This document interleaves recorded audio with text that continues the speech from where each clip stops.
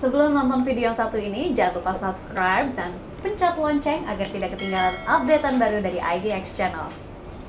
Ya, menyambung perbincang kita di segmen sebelumnya, Ibu Telisa, investasi salah satu sektor andalan oleh pemerintah untuk menopang pertumbuhan ekonomi di tengah PPKM darurat dan di tengah konsumsi masyarakat diprediksi akan paling terdampak begitu. Tadi sudah Anda jelaskan jenis investasi apa saja.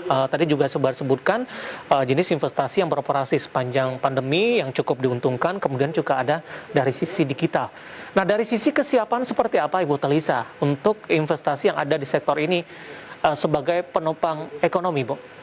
Ya, salah satu yang dicanangkan juga di dalam UU CK itu adalah penyederhanaan perizinan ya. Jadi salah satu faktor yang juga tadi mungkin juga penghambat selama ini kan kita ease of doing business kita adalah perizinan. Nah, perizinan itu berupaya untuk disimplifikasi. Nah, bagaimana kita juga menyiapkan perizinan, pemerintah juga 1 Juli kan sudah meluncurkan OSS. Nah, kita berharap OSS yang lebih mudah tadi akan memudahkan proses perizinan investasinya. Jadi dari sisi awal mau mendirikan investasi itu lebih dipermudah.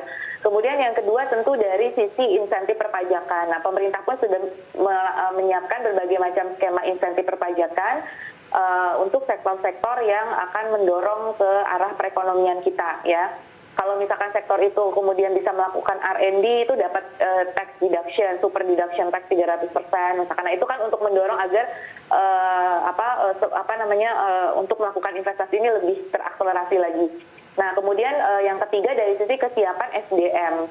Nah, kita juga harus menyiapkan SDM yang unggul karena kan ini butuh tenaga kerja ya. Jadi tenaga kerja yang kita siapkan ini misalkan kita sudah ada program dari Kemenkominfo itu mungkin untuk talenta digital, menyiapkan terus dari sisi menyiapkan entrepreneur-nya ya, kemudian juga infrastruktur logistiknya, kemudian juga tentunya infrastruktur terkait dengan telekomunikasinya sendiri. Kalau misalkan untuk sektor digital kan misalkan bagaimana dengan bandwidth-nya, BTS-nya, dan misalkan sekarang lagi berkembang 5G gitu, bagaimana menyiapkan 5G ke depannya. Nah, ini juga yang harus terus untuk didorong. Makanya pemerintah punya program-program prioritas di dalam PEN juga yang untuk dicanangkan. Nah, salah satunya ini adalah untuk agar investasi ini lebih bisa terdorong gitu. Nah, kita punya target di 2022 ICOR kita semakin menurun. Nah, ICOR itu menunjukkan efisiensi investasi. Nah, dengan semua ini kemudahan perizinan, infrastruktur logistik yang diperbaiki, itu juga berharap nanti bisa menekan ICOR kita sehingga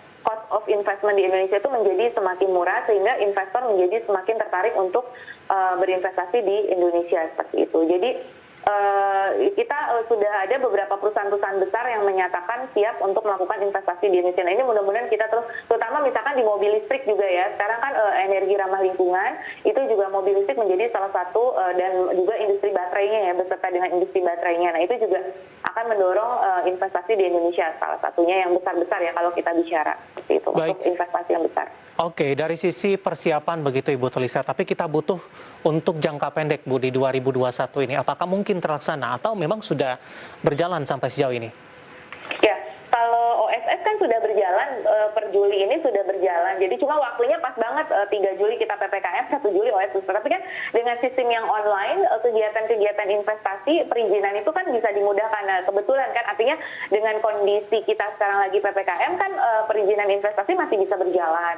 Nah, tapi nanti bagaimana dari realisasi investasi? Misalkan kalau berhubungan dengan pabrik-pabrik ya, nah itu pabrik-pabrik yang bisa dijalankan tentu adalah pabrik-pabrik yang ada di luar Jawa, misalkan bisa diutamakan dulu, itu bisa berjalan. Nah, bagaimana dengan pabrik-pabrik atau kegiatan-kegiatan yang ada di Pulau Jawa? Nah, itu kan pemerintah sendiri sudah memberikan keleluasaan kalau itu untuk pabrik, kemudian untuk sektor yang esensial, kemudian sektor yang kritikal, itu kan memang tetap masih bisa menjalankan dengan prokes yang sangat ketat. Nah, jadi kita harus mendorong seperti program-program vaksinasi, kemudian fasilitas-fasilitas kesehatan di pabrik-pabrik yang harus berjalan itu, yang masih bisa kita dorong, itu harus kita dorong tuh bagaimana kita menjaga kesehatan karyawan-karyawan pabriknya, terus kemudian menjaga agar logistik di pabrik tersebut masih bisa berjalan seperti itu. Jadi memang harus didukung mungkin penanganan-penanganan kesehatannya juga di sektor-sektor yang ingin didorong investasinya itu juga harus menjadi prioritas seperti itu.